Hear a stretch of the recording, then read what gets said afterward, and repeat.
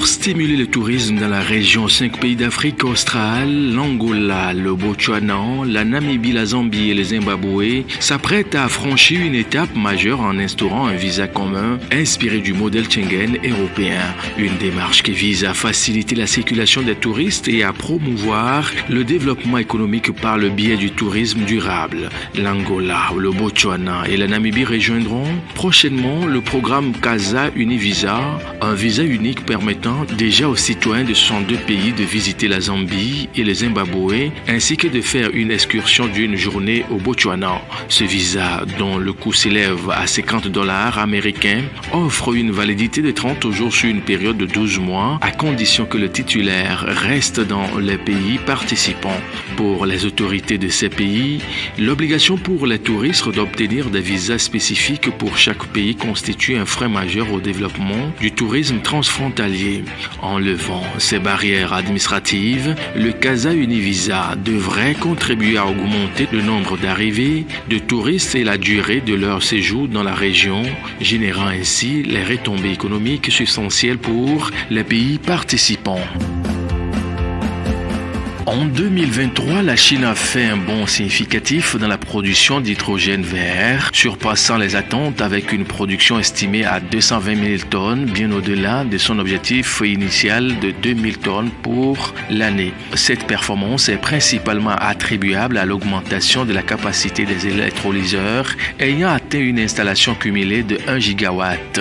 Ces dispositifs sont essentiels pour la production d'hydrogène car ils permettent de décomposer l'eau en oxygène et hydrogène sans émission de carbone. La progression de la Chine ne s'arrête pas là. Elle envisageait initialement de déployer près de 2,5 gigawatts de capacité en électrolyseurs, facilitant ainsi une production annuelle qui maintenant dépasse les taux combinés de nombreux pays. Cette expansion rapide met en lumière l'écart croissant entre la Chine et d'autres régions, notamment l'Union européenne qui ambitionne de produire et d'importer 20 millions de tonnes d'hydrogène. La Chine solidifie sa position de leader en matière de technologie renouvelable avec l'hydrogène vert comme nouveau front. En effet, le Togo s'est engagé depuis quelques années dans une dynamique de développement avec d'ambitieux programmes socio-économiques. Ainsi, face à la concurrence des produits importés, du fait de la libération des échanges commerciaux, l'intérêt croissant pour la valorisation des produits, biens et services locaux s'est matérialisé par la création d'un département ministériel chargé de promouvoir la consommation locale. Il s'agit de mettre en valeur le savoir-faire togolais en lui donnant une place de choix dans l'économie nationale et internationale et une meilleure visibilité auprès des consommateurs. L'objectif général du concours est de concevoir un jingle qui fédère les différents acteurs de la chaîne de la promotion de la consommation locale. Le concours est ouvert à toute personne physique de nationalité togolaise ou morale, de droit togolais régulièrement installé dans le pays et à égalité des conditions de tous les candidats et répondant aux critères d'éligibilité établis par le Code de passation de marché public et ses tests d'application en vigueur. Depuis l'année 2022, le fonds Tinga donne de l'espoir aux populations confrontées à d'importantes difficultés d'accès à l'électricité. Après s'être étendu aux régions des savanes, de la Kara, des plateaux, ainsi qu'aux villes de Sokodé et de Blita, le fonds vient d'être inauguré à Tchévié, dans la région maritime.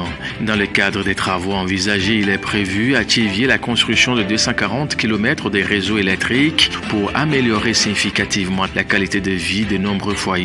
Étant donné que l'État considère que l'accès à l'électricité ne doit pas être un luxe au Togo, ce fonds permet aux bénéficiaires de raccorder aisément au réseau en payant uniquement une somme de 1000 francs CFA. Le reste du montant totalement sera étalé en termes de remboursement sur une décennie, de sorte à rendre plus souples les modalités de paiement. Le 26 avril 2024 dernier, les pouvoirs publics ont expliqué les contours aux populations de Tchévié à travers une cérémonie de lancement. La démarche démarche s'inscrit dans le cadre des objectifs nationaux visant à accroître le taux d'électrification du pays et à garantir un accès universel à l'électricité d'ici à 2030.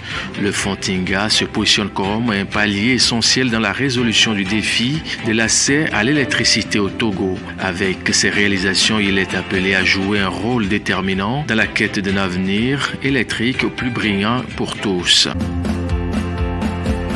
Une première édition de la Semaine nationale des TPME démarre ce 10 et ce jusqu'au 14 juin prochain. Axé sur le thème « Charte des TPME, levier de développement et de croissance », l'événement vise à informer et à sensibiliser les acteurs sur les avantages qu'offre cette charte et les obligations qui y sont contenues. Elle se veut être un cadre dynamique d'échange et de réflexion, essentiellement entre les TPME sur les différents défis afin d'envisager la mise en place d'une stratégie collective de résilience. L'événement réunit des entrepreneurs, des institutions publiques et privées, des partenaires techniques et financiers et des organisations patronales. Il accueille ce 10 à Kara, le 12 juin à Takwame et le 14 juin à Tchévier, 100 acteurs de l'écosystème des TPME autour de plusieurs activités.